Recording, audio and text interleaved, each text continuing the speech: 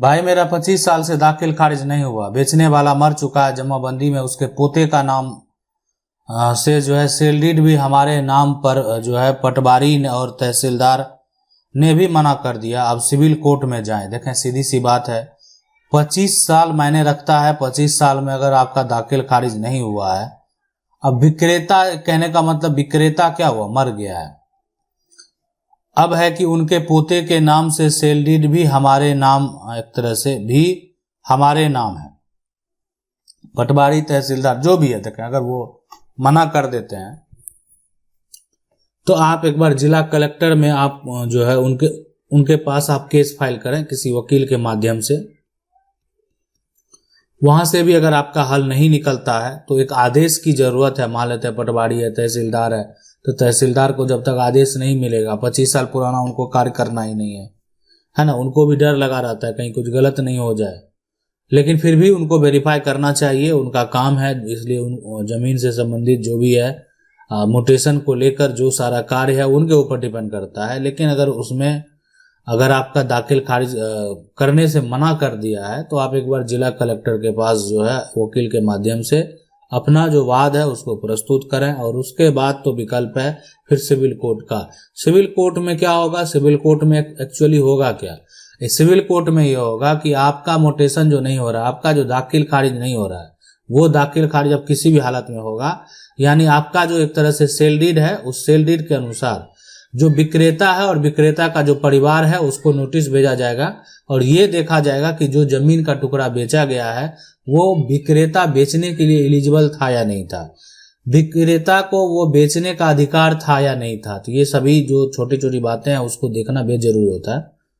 तो अब जो है परिवार का जो सदस्य, मान लेते हैं जो विक्रेता वो नहीं, मर चुका, विक्रेता तो है ही नहीं, तो परिवार का सदस्य तो होगा, परिवार का लोग तो होगा। तो वहां पर जो है उसको क्या किया जाएगा, उसको नोटिस भेजा जाएगा। परिवार का जो लोग है उसको नोटिस भेजकर पूछा जाएगा। तो क्या पूछा जाएगा, तो यहाँ पर ये पूछा जाएगा कि आपके ऐसा ऐसा भेजे हैं और बेचे हैं, आपके जो पिता है, दादा है, परदादा है, जो भी है, उसका सेल डीड भी है।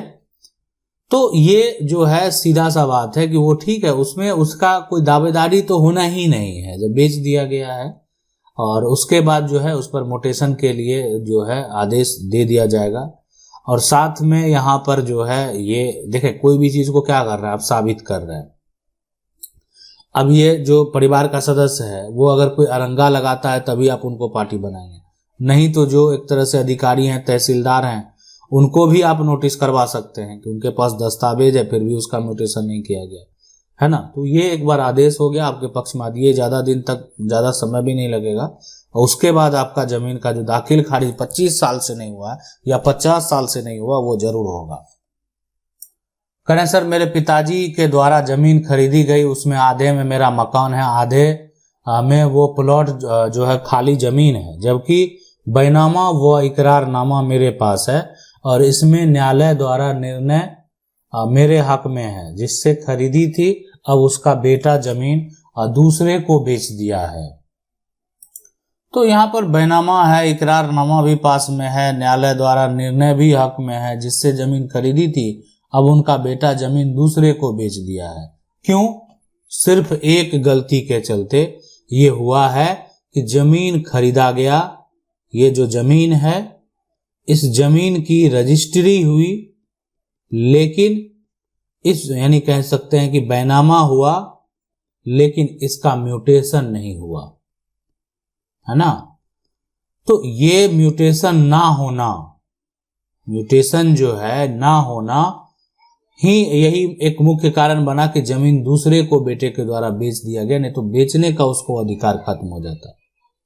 तो ये सबसे बड़ी गलती होती है। जिन लोगों का जमीन का जो म्यूटेशन है वो नहीं हुआ है और नहीं करवाए हैं, जमीन रजिस्ट्री करवा लिए हैं, उनको लगता है कोई दिक्कत नहीं होगा, गांव के ही हैं। लेकिन हम आपको बता दें कि आपके बाद, आज आपके समय हो सकता है दिक्कत नहीं हो, आपका उस परिवार से अच्छा चलता बनता हो, लेकिन आपके बाद जो है वो आने वाला जो जनरेशन है ना, उसमें वो विवाद खड़ा कर देता है। उसमें अगर कोई लालच में आ गया, अब देखा कि मेरे पिता बेचे थे या मेरे दादा बेचे थे, हम भी इसको बेच सकते हैं। अब कोई उसको सिखा दिया कम कीमत में, वो दोबारा क्या किया, फिर उसको बेच दिया। खरीदने वाला कोई ऐसा है जो कि अपना वर्चस्व दिखाता है, अपने आप को समझता है कि नहीं हम बाहुबली हैं, हम तो किसी को कुछ भी कर सकते हैं, खरीदने वाला खरीद लेता जमीन पर जाकर कब्जा भी कर लेता था। पहले जो खरीदा उसका कोई मतलब ही नहीं रह गया। लेकिन इस सब में अगर बात करें तो सबसे बड़ी गलती क्या हुई कि जमीन का जो है दाखिल खारिज नहीं हुआ, जमीन का म्यूटेशन नहीं हुआ। तो प्रॉपर्टी जब भी खरीदें उसका म्यूटेशन जरूर करवा लें। अब इसमें होगा क्या, ये तो बात हो गई सजेशन की। लेकिन जमीन जो दूसरे को बेच दिया है ना, तो अब ये केस को सिविल कोर्ट में ही लेकर जाना पड़ेगा, है ना। आप सिविल कोर्ट में जाएं और सिविल लॉयर से संपर्क करें और बता दें कि ये जमीन 2 बार रजिस्ट्री हो गई है, लेकिन ये दोबारा जो रजिस्ट्री किया है वो कैंसिल जरूर होगा। ऐसा नहीं कि वो कैंसिल नहीं होगा, लेकिन आपको अब प्रक्रिया के तहत जो है वो जाना होगा। हमारे पैतृक संपत्ति मिलने के बाद उसमें मेरे पिता और चाचा का बंटवारा ना हुआ और चाचा ने अपना हिस्सा बिना बंटवारे के बेच दिया, तो उसे कैसे रोकें? देखें, एक चीज है कि कोई भी व्यक्ति, खास करके अगर कोई संपत्ति पैतृक संपत्ति है, तो पैतृक संपत्ति में यह होता है कि मान लेते हैं कि इसमें 2 हिस्सेदार हैं, पिता हैं और चाचा हैं। तो अब ये जमीन को अगर बेचा जाएगा तो ये जो है बिना बंटवारा का चाचा के द्वारा क्या किया गया कि इस प्रकार की जमीन को चाचा के द्वारा बिना बंटवारा का बेच दिया गया। ठीक है। अब ये जो जमीन बेच दिया गया है, तो इसमें एक्चुअली हुआ क्या, चाचा ने जाकर जमीन की रजिस्ट्री भी कर दी है और पिता का जमीन जो है यानी आपके पिता का वो टुकड़े को क्या किया, यहाँ पर एक तरह से छोड़ दिया गया है। तो पैतृक संपत्ति में यह कहा जाता है, देखा बहुत समय बीत गया, लेकिन अगर मान लेते हैं इंस्टेंट ऐसा किया गया है तो पिता जाकर आरोप अगर लगा दे, ऑब्जेक्शन लगा दे कि नहीं इसका म्यूटेशन नहीं हो, मेरे जो हिस्सा है गलत तरीके से बेच दिया गया है, तो उस पर जो है अगर ऑब्जेक्शन म्यूटेशन पे लगा गया तो जमीन की रजिस्ट्री तो हो गई लेकिन उसका म्यूटेशन रिजेक्ट हो जाता है। तो पैतृक संपत्ति में खास करके हाँ, इसमें क्या होता कि चाचा ने बेचा और पिता ने इस बात का सपोर्ट भी किया, तब ये सेल डीड जो है वो काफी स्ट्रांग हो जाता है। इसको इतना जो है आसानी से आप उस पर किसी प्रकार का एक्शन कोई भी किन्हीं के बच्चे नहीं ले पाएंगे, इसलिए कि अब 2 हिस्सेदार हैं, एक हिस्सेदार बेच रहा है, एक हिस्सेदार अगर उस बात को सपोर्ट कर रहे हैं, तो इसका मतलब है कि वो जो प्रॉपर्टी है जो खरीद रहा है उसको आने वाले समय में कभी कोई दिक्कत नहीं होने वाला है। सवाल है सर एक बात बताइए कि जमीन 1962 अगर बात करें, जमीन पर मेरा कब्जा है और 2004 है से जमीन का अगर बात करें, यहाँ पर जो रसीद है वो हम कटा रहे हैं, 2004 से रसीद ये कटा रहे हैं, कटा चुका है ना, का रसीद जो है हम कटा चुके हैं। जमीन सर हमको धमकी दे रहा है कि क्या जमीन हमसे छीन सकता है। देखें, अगर सबसे बड़ी बात है कि जमीन पर अगर मान लेते हैं कोई आपका कब्जा है और साथ में आप लगान शुल्क भी दे रहे हैं, लंबे समय से कब्जा है, तो एक होता है कि कब्जा है और साथ में आप सरकार को टैक्स भी दे रहे हैं, तो आपके पास और क्या कागजात है कि अब कोई जबरन तो छीनने का मतलब ही नहीं बनता है। मामला अगर कोर्ट में जाता है, कोर्ट केस अगर होता है, तो आपको इसके अलावा भी अपने मालिकाना हक को साबित करने के लिए सबूत देने पड़ सकते हैं कि सिर्फ कब्जा और जो है सरकार को टैक्स देने से आप संपत्ति के मालिक नहीं कहलाएंगे, ऐसा सुप्रीम कोर्ट का कहना है। सवाल ये कह रहे हैं कि सर मेरे पास दस्तावेज नहीं है, मेरे पास कोर्ट की डिग्री है और मेरा रसीद भी कट रहा है, रजिस्टर 2 में भी नाम है, मेरा क्वेश्चन है कि जमीन का दस्तावेज कैसे निकालें। देखें, अगर आपके पास कोई दस्तावेज नहीं है, है ना, और रसीद अगर आपका कट रहा है, सबसे पहले ये पता करें आपके ये जमीन पूर्वज की है या आपका ये जमीन जो है वो खरीदा हुआ जिसकी रजिस्ट्री हुई है, कभी इसको खरीदा गया था।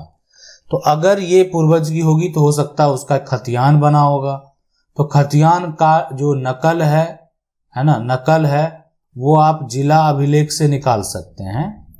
ठीक है, जिला अभिलेख से आप खतियान का नकल निकाल सकते हैं और रजिस्ट्री का जो नकल है वो जिला के निबंधन कार्यालय से आप निकाल सकते हैं।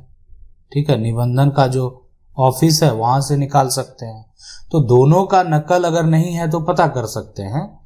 रही बात कि अगर आप रसीद भी कटा रहे हैं, वो भी उसका भी स्लिप अगर आपके पास है तो वो भी आपका एक प्रॉपर्टी का कागजात ही है, यानी वो भी एक प्रूफ ही है जिससे आप ये दिखाकर ये साबित कर सकते हैं कि वो आपकी प्रॉपर्टी है। अब सवाल है कि मेरे पास जो है 10-10 मीटर जमीन है, एक व्यक्ति से मैंने उसमें 100 गज का प्लॉट ले लिया है, 2 खातेदार हैं, एक खातेदार जो है मर चुका है 50 साल पहले, 60 साल पहले, अब उसका कोई औलाद नहीं है, उसमें मैंने जो है दाखिल खारिज कर लिया है, तो अब इनमें मैंने आधी जमीन कब्जा कर लिया, क्या उसमें दिक्कत आएगी? तो देखें, अगर कोई भी अब 100 गज का अगर जो बात करें कि यहाँ पर जो प्लॉट है, ठीक है, उसमें 2 खातेदार हैं, अब एक खातेदार तो मर चुका है, अब उसका औलाद ही नहीं है, कोई उत्तराधिकारी ही नहीं है, तो मैंने दाखिल खारिज जो है कर लिया है, अब इसमें मैंने आधी जमीन कब्जा भी कर लिया है। आप अगर हिस्सेदार हैं, देखें सबसे बड़ी बात है कि आप अगर हिस्सेदार हैं, अब आपने हिस्सेदार दाखिल खारिज करा लिया और हिस्सेदार ने इसमें जो है कब्जा कर लिया, तो कोई दिक्कत नहीं होगी। लेकिन आप हिस्सेदार नहीं हैं, आप जो है कोई बाहरी लोग हैं, काहे कि हिस्सेदार के भी लेवल है, क्लास 1 हिस्सेदार अगर बात करें उत्तराधिकारी का। अब कोई व्यक्ति है, अगर उसकी मृत्यु हो जाती है तो उसके पास मान लेते हैं ये जमीन है, तो पहला इसका उत्तराधिकारी कौन होता है? उसकी पत्नी होती है ना, उसका जो एक तरह से बेटा होता है, उसके बाद उसकी बेटी होती है, ये सब उनके पहले उत्तराधिकारी होते हैं, ठीक है, माँ होती है। अब यहाँ पर जो ये सभी लोग जो है यहाँ पर कहने का मतलब जितने पहले उत्तराधिकारी को आप देख रहे हैं, ये सभी लोग हैं ही नहीं, वो व्यक्ति की मृत्यु हो जाती है, तो पहला जो यहाँ पर दूसरा उत्तराधिकारी कौन होगा? पिता है, पिता अगर पिता होगा, भाई होगा, है ना, या भाई का एक तरह से बेटा बेटी जो भी है वो होगा, यानी यहाँ पर जो होने की बात है अगर होगा तो भाई का बेटा या एक तरह से बेटी जो भी है वो भी उसका उत्तराधिकारी होगा। तो इसलिए यहाँ पर जो है डिपेंड करता है उसके क्लास में। अब उसका मान लेते हैं किसी को वंशज नहीं है, उसकी पत्नी भी नहीं है, तो वहाँ पर आपका जो है पहला जो यहाँ पर बात करेंगे ये लोग अब है ही नहीं, तो कौन उत्तराधिकारी होगा? तो उत्तराधिकारी जो होगा उस परिवार का जो संपत्ति का हकदार होगा, भाई भी हो जाएगा, भाई का बेटा भी हो जाएगा, या उसमें भी नहीं है तो जो एक तरह से पिता है उनके जो भाई के बच्चे हैं वो भी हो सकते हैं। लेकिन कोई अन्य व्यक्ति अगर उसका दाखिल खारिज और कब्जा करा लिया तो ये लोग उस पर दावा पेश करके उस संपत्ति को कानूनी तौर पर वापस प्राप्त कर सकते हैं। ये इन लोगों का ये अधिकार है कि उसको ये प्राप्त कर सकते हैं। आशा करते हैं वीडियो अच्छा लगा होगा। वीडियो को लाइक जरूर कर दें। चैनल को पहली बार देख रहे हैं सब्सक्राइब करके जो बेल आइकन है उसको जरूर दबा लें। मिलते हैं अगले वीडियो में, तब तक के लिए जय हिंद।